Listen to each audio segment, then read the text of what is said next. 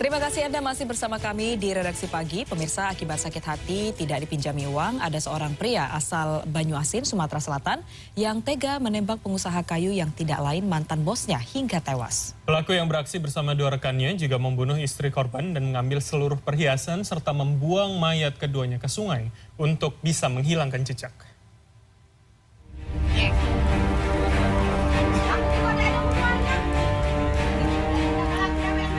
Inilah suasana penggerebekan oleh tim Jatanras Polda Sumsel di tempat persembunyian para tersangka pembunuhan Pasutri di daerah Bayung Lincir, Kabupaten Musi Banyuasin, Rabu siang 22 Juni yang lalu.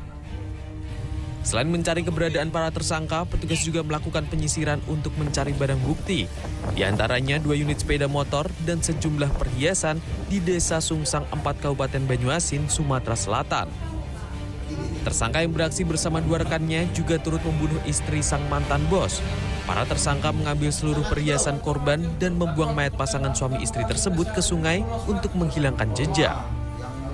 Adapun motif pembunuhan lantaran tersangka sakit hati, tak dipinjami uang, bahkan dicaci maki sebagai pemalas oleh korban bernama Somad, pengusaha kayu yang juga mantan bos tersangka.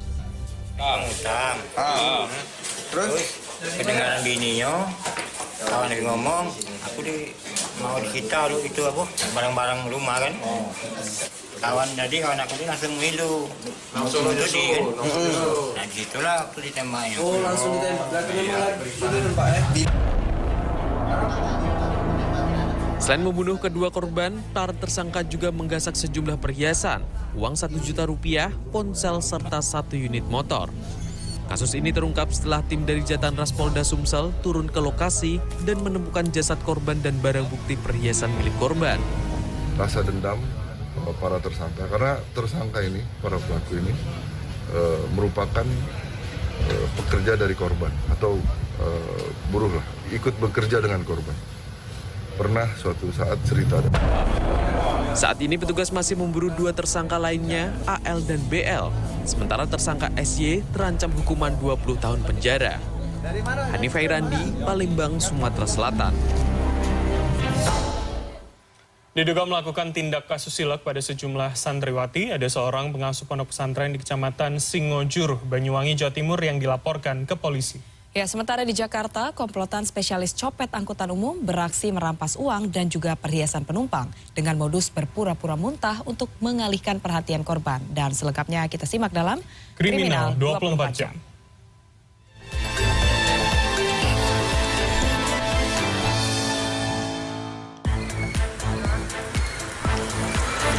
Seorang pengasuh pondok pesantren di Kecamatan Singojuru, Banyuwangi, Jawa Timur dilaporkan ke polisi lantaran diduga melakukan tindakan asusila kepada sejumlah santriwati.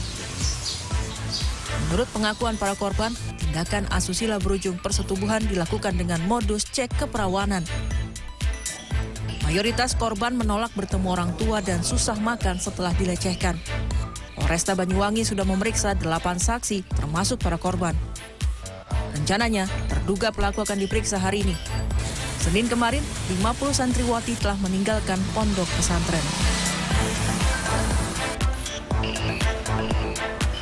Seorang ibu hamil menjadi korban pembegalan di Jalan Kapitan Cimanggis, Depok, Jawa Barat pada Senin dini hari. Para pelaku merampas sepeda motor korban. Dari rekaman kamera CCTV, korban yang tengah menunggu suaminya di depan toko agen gas tiba-tiba dihampiri komplotan begal yang langsung menodongkan celurit. Para pelaku juga ingin merampas ponsel, tapi korban berhasil mengelak. Korban belum bisa diwawancara lantaran masih mengalami trauma. Ini kasusnya sedang ditangani Polsek Cimanggis.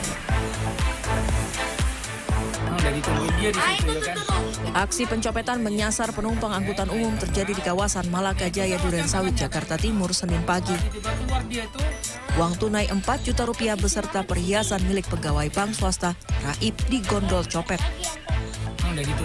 Awalnya 2 pelaku ikut menumpang angkutan umum untuk membuntuti korban. Salah satu pelaku mengalihkan perhatian korban dengan berpura-pura muntah di dalam angkutan umum jurusan Sumber Arta Perumnas Klender. Saat korban lengah, rekan pelaku merogoh tas korban. Aksi pencopetan ini telah dilaporkan ke polisi. Tim Liputan CNN Indonesia.